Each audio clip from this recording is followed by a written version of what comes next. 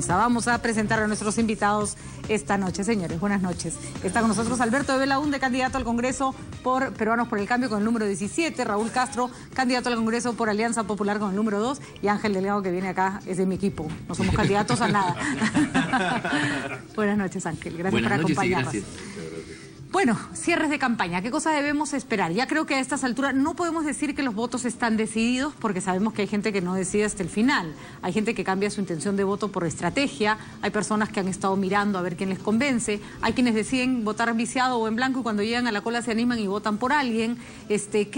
¿Cuáles son, por ejemplo, PPK cerró en Lima, ahora cierra en Cusco? ¿Cuál ha sido la tónica del cierre de campaña de PPK? Lo que hemos buscado es colaborar a que el clima electoral termine de una manera, digamos, sensata y más calmada de lo que ha sido los últimos días. El discurso ha sido un discurso conciliador, un discurso que además tiene que poner al país por delante de estas discusiones políticas que muchas veces terminan pareciéndose mucho al fútbol, ¿no? Donde hay posiciones irreconciliables y donde tú eres de la U, yo soy el Cristal, y no hay manera de que nos pongamos de acuerdo, ¿no? Entonces la idea es recuperar la calma, entender que sea cual fuese el resultado de esta primera vuelta y de la segunda, a partir del 28 de julio todos estaremos sentados en la misma mesa, trabajando para sacar las reformas institucionales que el país necesita. Creo sí, y es algo que quisiera señalar, que esta prohibición de no publicar encuestas la última semana no tiene sentido. Lo único que genera es que en redes sociales cada uno invente una encuesta, circulan encuestas que no queda claro si es que son ciertas o no. Me encanta el menú. Lo único divertido es la creatividad que salta, ¿no? ¿Cómo es? A Keiko le han puesto el mimpao, a PPK el Kentucky Fried Chicken, a Verónica Mendoza, ¿cómo era? El cuy chactado con salsa roja, sí, ¿no? Tallarines rojos también. Tallarines rojos. También hay carrera de caballos, también hay. Mira que me ha hecho reír a carcajadas, a Barnechea le han puesto faisán con dátiles. Y además, pero el otro Alan también le han puesto una... El tema es... No voy a decir cuál porque es un poco fea. El legislador o el sistema electoral decide que los electores no deben tomar la decisión de su voto en base a, por ejemplo, lo que consideran un voto útil. Y en realidad yo creo que el elector debe estar en total libertad de tomar los elementos de juicio que considere necesarios para decidir por quién vota o no. Si a último minuto decide votar por un candidato porque considera que las encuestas pueden permitir que un candidato que no le gusta no llegue a segunda vuelta, está en su libertad de decidirlo, ¿no? Y si te da la gana de votar como vota la mayoría, ese es tu problema, pues. O sea, en realidad este rol tutelar del sistema electoral es como que no publicaras, no sé, fotos de la ropa que está de moda para que las chicas no tengan, no se animen a la tendencia. Una cosa insólita en un mundo en que no se puede ocultar información. Si los Panama Papers ya no nos quedó claro que no se puede ocultar información. Raúl, ¿qué vamos a ver hoy día en el meeting de cierre de campaña de ALA? Bueno, en primer lugar, Patricia, y yo creo que esto es una magnífica oportunidad para que el pueblo escuche los mensajes finales, o en todo caso los resúmenes de las propuestas de los candidatos. Creo que esto los puede ayudar a reflexionar, como tú decías, en las próximas 48 horas. Es muy importante que se entienda que esto finalmente, creo que lo dijiste tú o alguien lo dijo aquí en RPP, es una fiesta democrática. Y esto contradice absolutamente las declaraciones del señor Almagro de la Organización de Estados Americanos. Acá hay todavía 11 partidos o 12, no sé cuánto, en campaña, estamos en campaña y estamos cerrando democráticamente una campaña con todos los problemas que han habido, pero que los peruanos estamos decididos a sacar adelante. Y como decía Alberto, hijo de un gran amigo y extraordinaria persona, Javier de Belaúnde, esto tiene que hacerle entender a los observadores internacionales y a los peruanos que los políticos tenemos la suficiente madurez para entender que cualquiera que sea el resultado, este se tiene que respetar y que a partir del 28 de julio todos tenemos que poner el hombro para empujar hacia adelante el país. Sea cual sea el resultado, le guste a quien le guste. Sea cual sea el resultado, y eso tiene que quedar meridianamente claro. Y el que salga elegido tendrá que entender que ha salido elegido para todos. Exactamente. No para los que les caen, solo para los que lo quieren, porque va a estar, creo que sea cualquiera de la segunda vuelta, va a ser polarizada, ¿no? Exactamente. Y la polarización se tiene que terminar el día que acaba la elección. ¿No? Exactamente, para que después no haya ni vacíos de poder, ni hartazgos, y mucho menos anarquías, ni tampoco esta sensación de confrontación que lamentablemente hemos venido viviendo, ¿no? Donde quien está en el Ejecutivo se siente en la Torre de Marfil y los demás están abajo, y se produce una dicotomía pues difícil de entender, ¿no? Porque creo que tiene que permear de parte de quien ha ganado y de parte de quien ha sido derrotado, o de las otras fuerzas políticas en general, un sentido de democracia, de madurez y de patriotismo también, por cierto, ¿no? Bueno, parece que los amigos de Alianza Popular, a ver, Raúl, tranquilízalos. Me dicen que el programa está parcializado, que no estamos pasando imágenes del meeting. ¿Qué? ¿No hemos visto imágenes del meeting? Acabamos de verlo. Has comentado que los globos verdes del PPC se ven por todos lados. Al comienzo lo cual me gusta mucho, por cierto. Al comienzo, además... Los rojos también, claro que sí. Claro, pero estamos presentes. Ahí están los verdes, por supuesto. Lealmente, de acuerdo a lo que siempre hacemos cuando pactamos. Se me pasó a comentar que el meeting era también cerrado en Lima, pero rápidamente lo corregimos. Chicos, de verdad, aquí no hay ningún ánimo de discriminar. Son demasiados candidatos. Estamos todos mareados. Tratamos de ser equitativos y nos faltan horas de programas de televisión. En realidad hemos hecho un esfuerzo y ojalá el público lo valore por ser, hemos hecho un ejemplo por ser lo más equitativos posibles y claro, seguro que no lo hemos sido al 100%, pero habrá sido más por un error que por falta de voluntad, ¿no? Y además el debate ha sido un ejemplo de que con 10 candidatos es muy difícil ensamblar cualquier cosa, ¿no?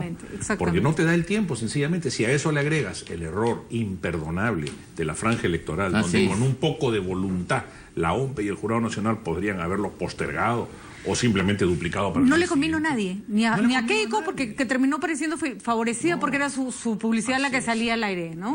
Era casi como para invalidar el debate. Y los candidatos que se quedaron de alguna manera en la percha porque tenían que contestar y los cortaban en ese momento. Entonces, fatal.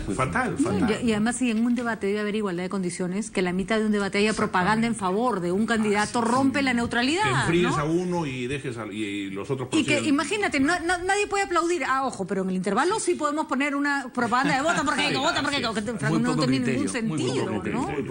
Francamente. Viola además el criterio de neutralidad que tú lo has dicho que deben mantener. A mí me parece más grave que quedarte en babas para contestar, que decir, ¿no? La ley me ordena. Así es. Porque estás violando un principio que no puede ser violado, menos en una circunstancia como esa. En un debate, las reglas tienen que ser tan claras que nadie puede parecer favorecido en nada, ni con el tiempo, ni con la actitud, ni con nada. Y poner propaganda es romper la neutralidad, ¿no? Exactamente, el país está pendiente de eso. Así es. A mí me parece que ese debate es como para presentarle no sé si se puede, pero una demanda al Jurado Nacional de Elecciones de parte de los otros partidos. Oye, usted no puso usted igualdad de condiciones. Porque ¿no? la franja electoral depende de la OMPE. Sí. No, francamente, los organismos electorales esta vez... Sí, pues no la han chuntado todavía. Qué manera. Pero ya eso venía de la elección municipal. Los partidos ya habíamos vivido todo este burocratismo que conversábamos con Ángel hace un momento. Nosotros perdimos 6 regiones por burocratismos. Acá en Lima perdimos la victoria con una campaña que estaba ganada, ¿no? Y también es cierto que hay una gran responsabilidad del Congreso. En diciembre del 2011 el jurado presenta el proyecto de Código Electoral y Código Procesal Electoral, que era un esfuerzo, digamos, perfectible, pero un esfuerzo de unificación, de simplificación y emprendimiento de algunas reformas interesantes. Y estamos en abril del 2016 y nunca se discutió en el Congreso. Eso es cierto, pero también hay... Bueno, a cada uno su responsabilidad, y en un tema grande las responsabilidades son compartidas y mutuas, no se pueden focalizar en uno. Pero el jurado tiene también responsabilidad porque él es el conductor del proceso, y estas cosas que estamos comentando son responsabilidad del jurado de elecciones, que lamentablemente parece ser que le hubiera quedado grande este proceso a pesar de la experiencia que se tiene. Tengo la impresión que una cosa que hay que discutir es esta suerte de activismo o ultraactivismo por parte del jurado que pretende intervenir en el proceso a partir de una potestad que tiene sin duda, que es la de fiscalizar la legalidad electoral, pero que le permite entrar en el proceso en cualquier momento y de cualquier manera. Yo creo que eso hay que corregirlo.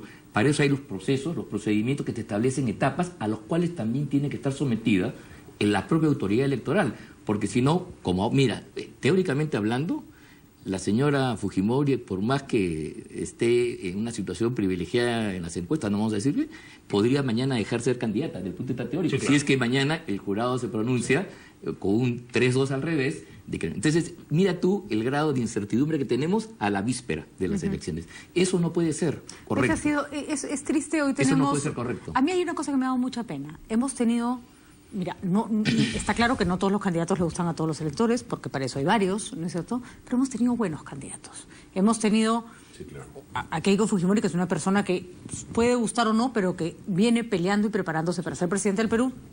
Ya a él le tocará demostrar si efectivamente está en condiciones de hacerlo, si es que sale elegida. Verónica Mendoza, que ha armado un equipo y ha formado una propuesta y que tiene condiciones. Está Alfredo Barnechea, que nadie puede negar que es una persona preparada. Está Pedro Pablo Kuczynski, que está exactamente en el mismo punto. Está Alan García, que ha sido 2 veces presidente de la República. Nos merecíamos un buen debate, nos merecíamos un buen intercambio de ideas. Nos merecíamos lo que vimos en el debate de vicepresidentes. Nos merecíamos un debate entre ciudadanos que escogieran de acuerdo con un menú que ha mejorado considerablemente. O sea, no estamos plagados de sinvergüenzas ni de...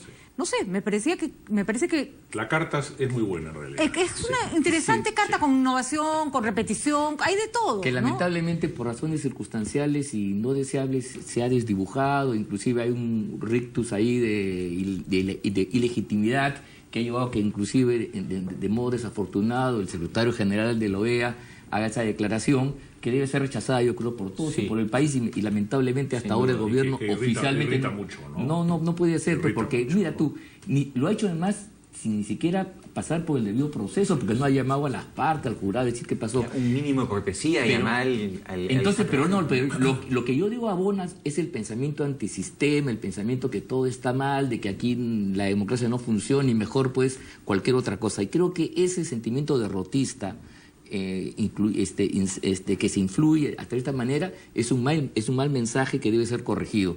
No, los peruanos, repito, con todos los problemas que tenemos y errores que se cometen, no debemos tener ese colofón, esa no es la salida final. Yo no estoy tan segura que la gente esté votando de cualquier manera. No, al final se va a alentar, claro. No, además ha castigado en estas elecciones a los moralmente reprobables. Vamos, a Acuña, antes de que lo sacaran, la gente lo castigó con su intención de voto inmediatamente. Ha castigado la improvisación, no han votado por cualquier advenedizo.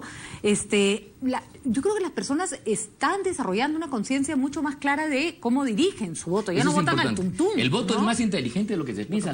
La población ya de hace tiempo está votando. A veces lo que pasa es que vota contra lo que uno cree como analista, pero no vota contra ellos mismos. Uno puede explicarse. No. Es una yo creo que también hay una suerte de apuesta. Mucha gente está empezando a votar por propuestas. Sí. Incluso populistas también, ¿no? Pero propuestas al fin y al cabo. Pero propuestas al fin y al cabo. O sea, la gente está empezando a escuchar. Pero también creo que hay un grupo importante del electorado que, siendo el Perú un país que ha pasado por todo, pero por los sufrimientos más inimaginables que nos podamos imaginar, creo que de alguna manera se juega la votación un poco instintivamente. Sí.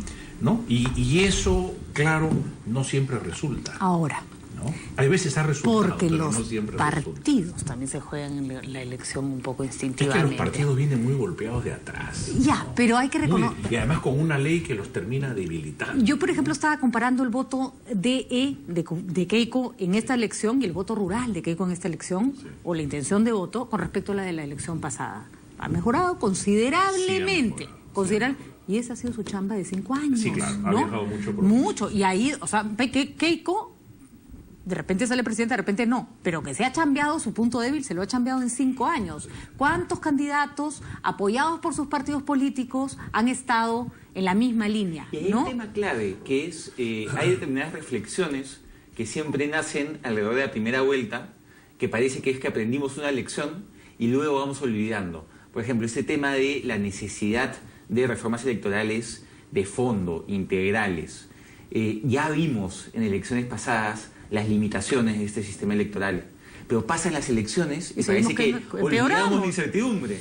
Entonces tiene que haber un pacto de las fuerzas políticas en el siguiente Congreso para darle prioridad a este tema. Aprovechemos que no hay elecciones generales en otros 5 años y sentémonos a discutir propuestas técnicas y también tengamos la humildad suficiente de, si no logramos un consenso necesario, plantear una comisión de especialistas, una figura de consenso, que plantee unas reformas mínimas y, por último, que eso se lleve a referéndum y que sea la ciudadanía la que decida. Hay cosas que tienen que cambiar porque si esto no puede seguir funcionando mal. Pero es que además no es que no va a haber elecciones, ahora mismo van a empezar las elecciones. Así es. Porque acá ahora viene la segunda vuelta. Es otra Y elección. después viene la del 2018. Después ¿no? viene la del 2018, para lo cual el 2017 hay que hacer internas. Así es. ¿No? Y entonces la legislación electoral está sofocando a los partidos políticos, está ahogando a los partidos que tenemos vida institucional. Hemos tenido 8 procesos en 5 años. De acuerdo. Y al mismo Entonces, tiempo son muy laxos con movimientos regionales y exactamente. movimientos locales. Y con algunos partidos que recién se han integrado a la vida, les han dado la licencia, no sé cómo. Porque si tú les pides que te demuestren que efectivamente tienen comités, sí los tienen en el papel, pero han prescindido de 3 criterios fundamentales que hay que respetar cuando tú formas un partido político. Arraigo. Tienen arraigo popular real, ¿no? Tienen una participación verdadera en la vida política del Perú. Y por último, aplicarle la gradualidad. ¿No? Oye, demuéstrame que puedes ir participando. Poco a poco, por supuesto. Ahora, por supuesto. yo quisiera volver un poco a lo programático de esta elección, que parecería que no existiera, pero yo sí quisiera visualizar y afirmar en esta oportunidad que, por ejemplo, el voto contestatario que expresa la candidatura de Verónica Mendoza es un voto consistente, sistemático, que tiene su fundamento. Probablemente no le parecerá bien a algunos, pero me parece mal esa descalificación que yo he escuchado en algunos personajes, candidatos y analistas que dicen que eso es una cosa de locuras. Franco, yo creo que ese tipo de estigma no hay por qué comulgar con ello. Es parte del debate político nacional, expresa un sector de la población que sociológicamente existe y que está descontenta pues con estos años de bonanza que ha habido en el país, pero que no le ha llegado a ellos. Esa gente tiene el derecho de expresarse y de traducir su protesta en voto político. De buscar una solución a sus problemas que no son los mismos problemas del señor de clase A de Lima. O sea, tenemos que entender que una persona mientras más pobre, más del Estado necesita. ¿Por qué? Porque su hijo va a colegio público, porque necesita salud pública, porque va en transporte público, porque no tiene carro. Entonces, cuando dicen, la gente quiere más Estado, no, quiere que el Estado, que es para su subsistencia, funcione. Entonces, obviamente, vota por quien cree que le va a ofrecer eso. Entonces, claro, dicen, ¿y por qué no vota por A, B o C? Porque hace años que esas opciones que han estado gobernando bajo esos principios no le han solucionado la vida. Por supuesto, no hay que cambiar de modelo necesariamente, pero hay que hacer que el modelo funcione bien. Y no está funcionando bien. Está funcionando bien para algunos y para otros, no. Hay mucha simetría. Yo no creo que haya que cambiar algo. Yo creo que es un tema de gestión. ¿No? Eso es un tema de fondo, cuidado. Yo creo que en el caso de Verónica Mendoza, ella ha ido moderando su mensaje, girando más hacia la centroizquierda y no quedándose en la izquierda tradicional, donde sí se ha quedado Santos.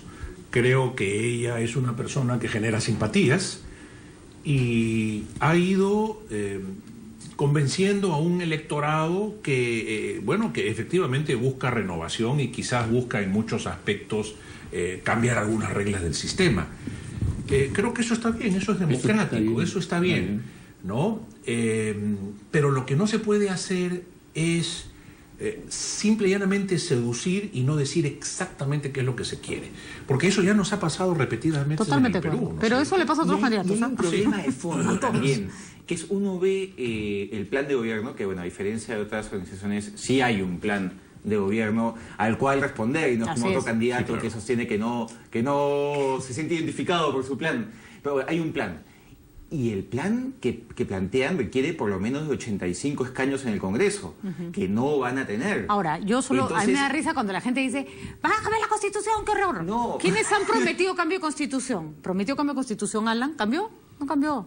¿Prometió cambio de Constitución Humala? ¿Cambió? No cambió. ¿Promete cambio de Constitución Verónica? ¿Cambió? No va a cambiar porque no va a tener los votos. ¿no? Ese es el menor de los problemas. Yo creo que los políticos tenemos que empezar a dar propuestas concretas y viables. Porque si no, mantienes un nivel de expectativa en la población que sabes que no vas a cumplir. Los amigos del Frente Amplio saben que no es posible el cambio de Constitución. También ahí se han moderado, porque empezaron diciendo, vamos a hacer una nueva Constitución. Y ahora ya dicen, bueno, hay que hacer algunos cambios y estamos de acuerdo en los cambios. Yo creo que la realidad va llevando a... No, pero eso es un debate... un desgaste. Pero es un debate totalmente legítimo y válido. Yo creo, además, a mí me parece realmente, yo soy de los que creo de que me parece un horror que la constitución de la dictadura, que permitió la satrapía, que permitió todo lo que significó eso, sea la constitución del Perú democrático del siglo XXI. Eso, bueno, para empezar, eso es una afrenta que yo, por ejemplo, rechazo como, como abogado, como jurista, ¿no? Ya Valentín Paniagua se encargó con el Congreso de aquella época de retirar la firma de Fujimori. Bueno, vamos. Y la Constitución hasta la fecha... Pero es la cosa de Fujimori, no tantas, no, solamente una importante que es la del régimen de descentralización. Lo cierto es que hay un trabajo hecho por la Comisión PIS, que yo he dicho, la chamba ya está hecha. Hay que ver, ponerse a consensuar y cambiar lo que hay que cambiar. Y de la Constitución del 93 no va a quedar pero no se hizo, no se hizo, eso no se ha hecho y eso es una tarea pendiente. No, pues porque lo de PIS quedó pendiente, lo hemos estado conversando con otros invitados el día de hoy. No se hizo. Bueno, interesantísima la conversación. Lo cierto es que somos un país muy variado, con niveles socioeconómicos y sociales muy distintos. En la medida que haya gente a la que le va muy bien y gente a la que le va muy mal, la gente va a votar distinto. Cuando seamos un país con una clase media más grande, más parecido, que entre el que más tiene y el que menos tiene no hay una brecha enorme, ¿no es cierto? Si el que más tiene viva bien y el que menos tiene viva decente, entonces la gente votará parecido. Mientras eso no ocurra, y esa es una chamba que hay que hacer como país, va a haber unos que votan A y otros que votan Z porque es absolutamente comprensible. Vamos a ir a una pausa y volvemos. Muy bien. Entonces...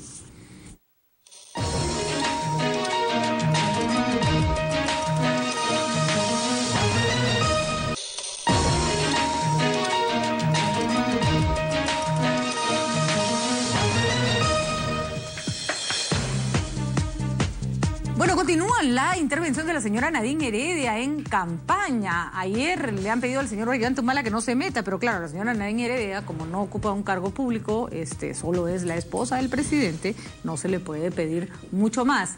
¿Qué ha hecho Nadine Heredia esta vez? Criticó a Verónica Mendoza, a la que yo la verdad que creo que a lo que estamos es en una especie como de celos terribles. Claro.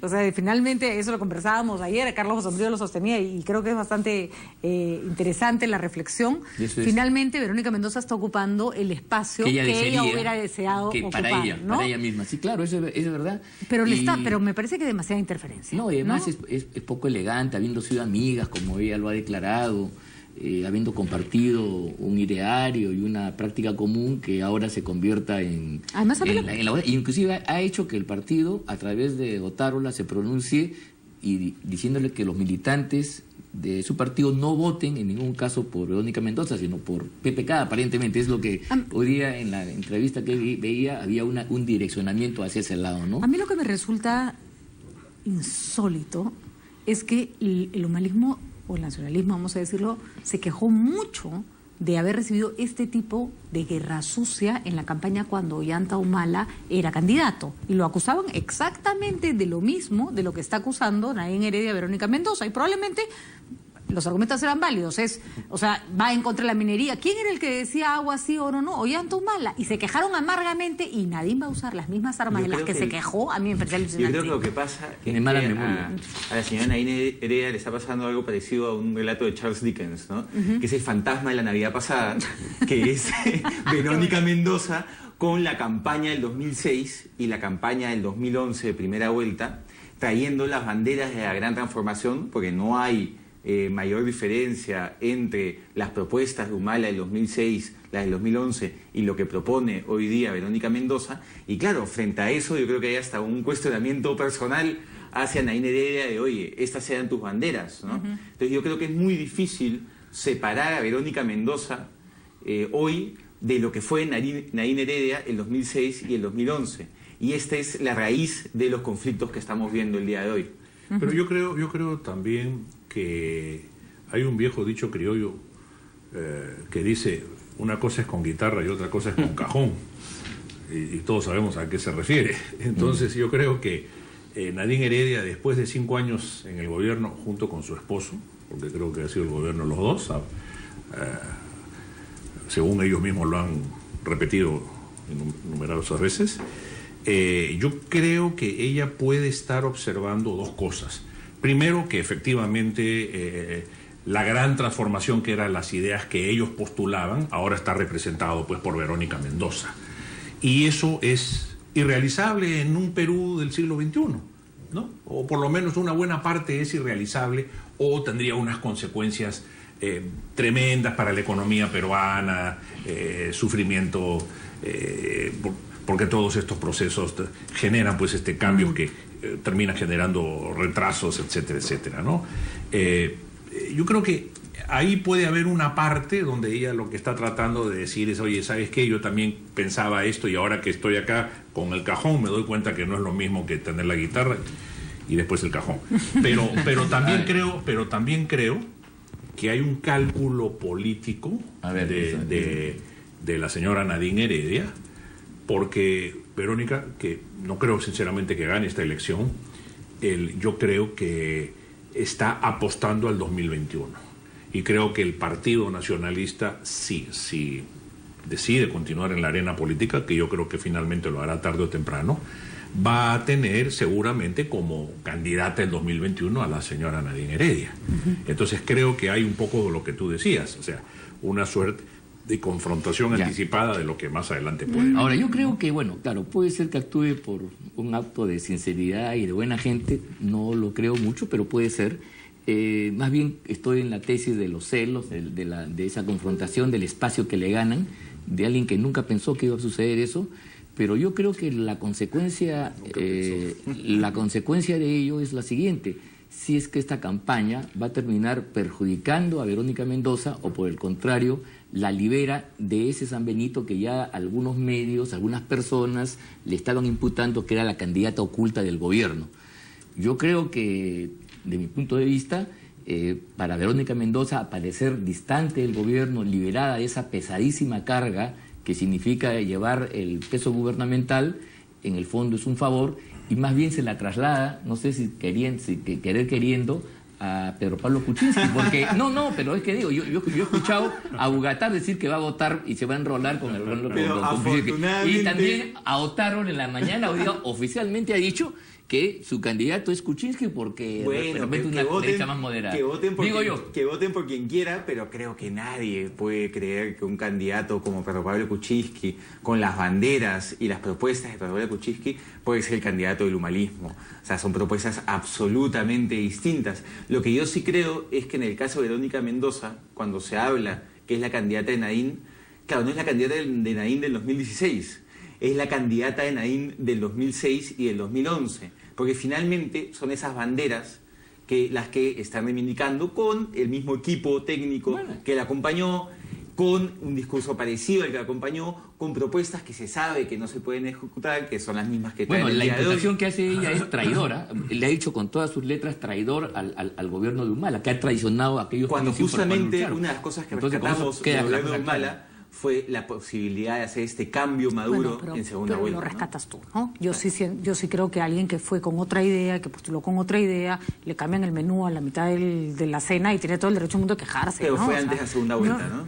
Pero ella ya había sido elegida con el primer programa, entonces yo creo que ella ha sido consecuente. Ahora, sin duda. Absolutamente. El que no fue consecuente fue Humala, y yo creo que uno tiene derecho a quejarse. Sí, eso no está en cuestionamiento. Ahora, que su consecuencia nos guste, no, es otro asunto, pero yo siempre respeto la consecuencia en cualquier persona, aunque no comparta sus ideas. Me parece que es un rasgo mínimo que le tenemos que exigir a un político, ¿no? Yo creo, Patricia, que Verónica hace grandes esfuerzos por tratar de distanciarse de Nadine Heredia, y no sé si finalmente lo va a lograr o no lo va a lograr. Bueno, Nadine le ayuda con esto, ¿eh? Sí, le ayuda, ¿no? Y finalmente sí creo yo que el nacionalismo, Nadine Heredia, Ollanta Humala, rezan porque no gane o Keiko Fujimori o Alan García, ¿no? Creo que ellos se sienten mucho más laxos, mucho más cobijados dentro de un régimen más o menos organizado, ¿no? De PPK, sin políticos de fondo, ¿no? Eso lo han dicho por lo menos. Lo han declarado por lo menos. Pero es que es verdad, ¿no? Es verdad. Un régimen mucho más improvisado de alguna manera, sin que esto descalifique a extraordinarios candidatos que hay en la lista de... Lo que pasa es que si sale... Pero es que es así. Si sale Alan presidente, le va a saltar al cuello... El temor... Pero la ha metido en el paquete a Verónica Mendoza también, ¿eh? La ha puesto como rival importante. El temor de Nadine Heredia y de Ollanta Humala nace de la persecución de la que ha sido víctima García y de las permanentes confrontaciones. ¿Sabe de dónde generado. sale? Que si con los 3 gatos que eran en el Congreso los han fastidiado de esa manera, ¿te imaginas si Alan es presidente? Pero es que eso ha sido, Patricia, una respuesta... Ese día van a salir pero disparados del país. Eso ha sido una respuesta a una megacomisión que fue hecha exclusivamente para perseguir a García 5 años. Nadie dice que no investiguen, claro que sí, pero la confrontación ha sido directa, brutal, feroz. Y claro, han conseguido de alguna manera perjudicar la imagen de Alan García, que está tratando ahora de explicar sus propuestas. Para mí lo tristísimo de ese... Perdóname, para terminar solamente esto, en el debate García da una muestra de madurez y de personalidad. Le dijo al señor Olivera, yo no contesto las ofensas ni las cometo. Y ahí se quedó y siguió para adelante. Para mí dio una lección de... no sé, hace yoga. Y dije, ¿cómo no? De templanza, no le saltó encima del cuello, ¿no? Yo sufrí horrible, bueno, horrible. Cualquier ser humano hubiera ido y le hubiera dado un puñete de pronto, ¿no? O sea, o algo parecido. Pudo degenerar la cosa. Pudo haber degenerado la cosa, ¿no? Sí. O sea, eso demuestra el temple de un gobernante, ¿no? Hay un estilo de hacer política que creo que tiene que cambiar en el país, ¿no? Esta idea de necesariamente el gobierno que entra tiene que atacar al gobierno anterior, tiene que construir todo de cero. Yo creo que es muy positivo y debería ser un requisito. Pero el complejo de Adán, ¿no?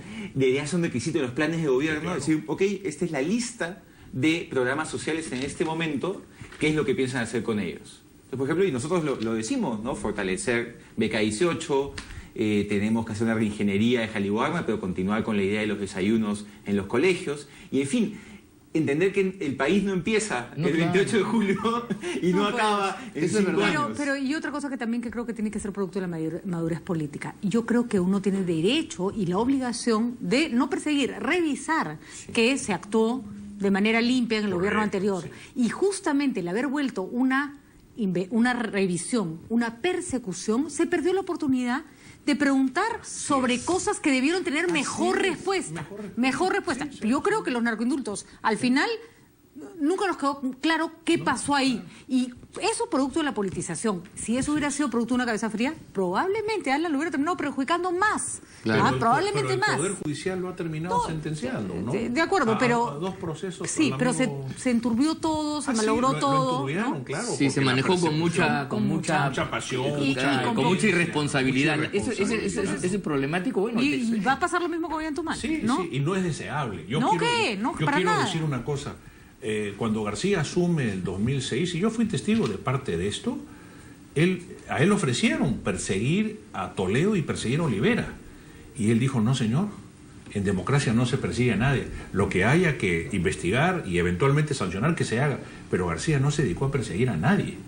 Y esa es una prueba también de madurez y de formación democrática, de experiencia. Hay un tema de fondo que creo que tiene que verse en el siguiente Congreso, que es el rol de las comisiones investigadoras en los últimos 15 años. Creo que sería interesante tener un grupo de estudio que ver cuánto le ha costado al país las comisiones investigadoras en asesores y todo ello. ¿Cuáles son los resultados? Porque muchas veces los informes ni siquiera se discuten en el Pleno.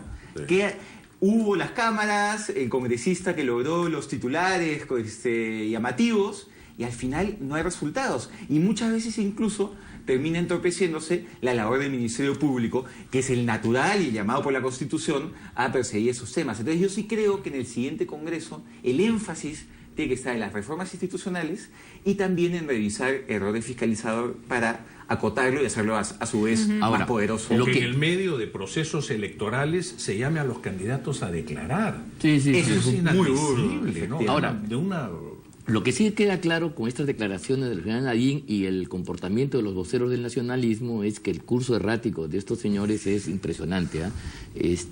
No solamente han tenido la actuación que ustedes ya la han definido muy bien, sino que ahora, interviniendo groseramente en un proceso electoral, han abierto un nuevo flanco contra personas que evidentemente no tendrían. Será por que sienten que avanza y ellos no están ahí, que reaccionan de esta manera, en la forma más poco elegante del mundo, y además demostrando que los valores y la ideología no aparecen por ningún lado. Es pura pasión, puro sentimiento de odio y de rechazo, que creo que pinta en cuerpo entero a los personajes que están detrás de esta campaña. Vamos rapidito a una pausa, sí chicos, a una pausa para ir al tercer tema que es importante. La OMP encuentra inconsistencias en el financiamiento de Keiko. Ojo, porque Keiko no quiere decir quiénes fueron a su cóctel. Sonsa, porque en realidad le va a salir más barato poner todos los nombres en una lista. Pero ojo, no es la parte más complicada del financiamiento de las campañas. Hay otros casos que justamente tienen que corregirse también con una ley de partidos políticos que permita mayor transparencia en el financiamiento de campañas. Ya veremos.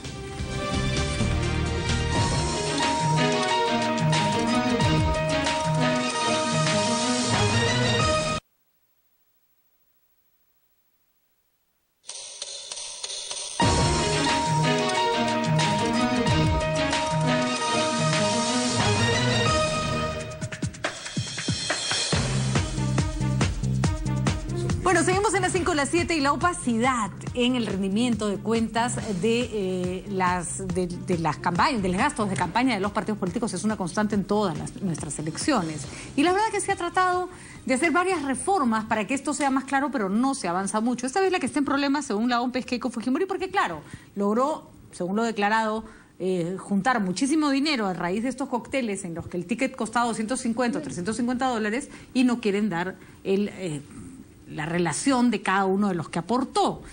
Ahora, yo estoy segura que eso no es lo más, no es lo más grave, además. No debiera, ¿no? Eso es fácil. No debiera, eso es fácil. Eso es fácil, efectivamente. Hay otros aportes que pueden ser mucho más complicados. A Keiko se le ha hablado de triangulaciones, de estar trayendo plata, ¿no?, de otros, vía otras personas. Y aquí hay una propuesta que estuvo en la idea de código electoral, que era que todas las donaciones sean necesariamente bancarizadas.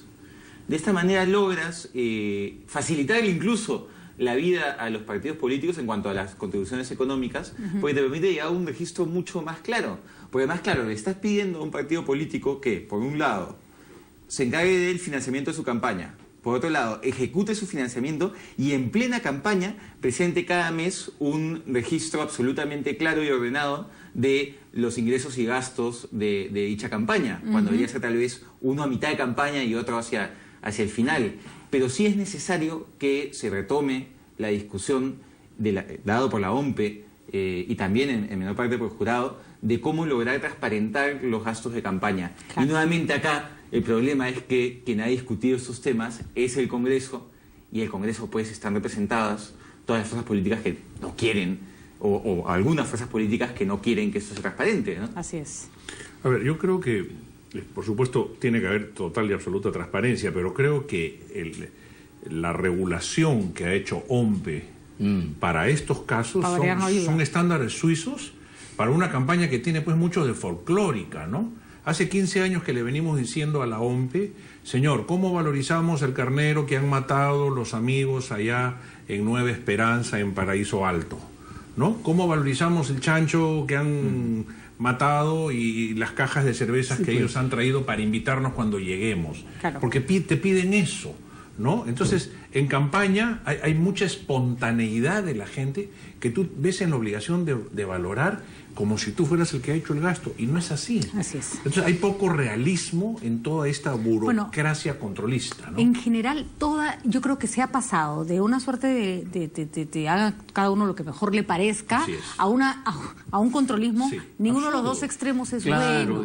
Por ejemplo, es peligroso eso. Yo creo, desde Tombuctú a Suiza. Sí, ¿no? Yo creo que, por ejemplo, se ha aprendido en esta campaña, y es un buen aprendizaje, que no se puede regalar nada, ¿no? Así es. Pero dolorosamente se ha aprendido, y creo que no hay que volarse esa ley, sino hay que arreglarla. Hay que porque a mí me parece fantástico que en esta campaña no haya sido regalado refrigeradoras, cocinas, y ojo, que eso es mucho más grave en gobiernos regionales y locales, muchísimo más. Claro. Entonces no se trata de, esta ley es una porcata, la sacamos. No, hay que hacer una gradualidad. Nada más, y una aplicación coherente, ¿no? Constitucional, claro. Pero sí hay otras cosas que se tienen que resolver. Hemos estado comentando acá casos de candidatos a los que les piden una cantidad de documentación ridícula, ¿no? Que no te piden ni cuando vas a postular a la universidad, por amor a Dios. Nos han pedido, por ejemplo, a la mayoría de candidatos, imagino que a Raúl también, nuestra declaración jurada de SUNAT del año pasado y las fichas de registros públicos que ya hemos declarado en la hoja de vida. toda esa información que ya tiene el Estado. Sí, pues, el debería jurado ir. electoral debe tener un convenio con la SUNAT y un convenio con registros públicos que evite, pues, que el que se perjudique por su falta de conectividad sean los candidatos que ya tienen bastante que hacer esta semana, ¿no? Así es. Mira, hemos avanzado bastante ya hace algún tiempo en que hay algunos fenómenos, por ejemplo, la economía, que debe tener una regulación genérica, pero no reglamentarista, ¿no? Y todavía hay personas que, desde cierto credo político, apuestan por la desregularización. La política es un fenómeno igual. La política tiene instancias, mecanismos, finalmente tiene un gran juez que es el elector, ante el cual los candidatos hacen sus propuestas. Querer suplantar esos impulsos políticos, esas motivaciones, por la acción del derecho, que es una acción fría y abstracta, puede tener resultados contraproducentes. Catastróficos. No solamente es ya una traba, sino mira tú, esta elección, inclusive admitiendo el hecho cierto de que la intención de esta ley de dádiva era positiva, ha provocado una casi deslegitimación del proceso. Y yo creo que eso es lo que tenemos nosotros que corroborar. Entonces, si tú pones en la balanza, ya ves cómo la buena intención, como decía Dante, está pues el camino al infierno está llena de buenas intenciones. Y eso es lo que hay que evitar. Es que hay titulares que a veces esconden verdades que no conocemos, ¿no? Por ejemplo, se vuelan o anulan la candidatura de 8 postulantes en Pucallpa por falsedades en su hoja de vida. Y tú dices, ¿por qué han mentido? Una falsedad en tu hoja de vida puede ser que te piden tus certificados de segundo grado de primaria de un colegio que nadie los encuentra, y como no los encuentra... O que lo quemó Sendero. O simplemente alguien que presentó una maestría, estudiada en el extranjero, pero no han traducido el título.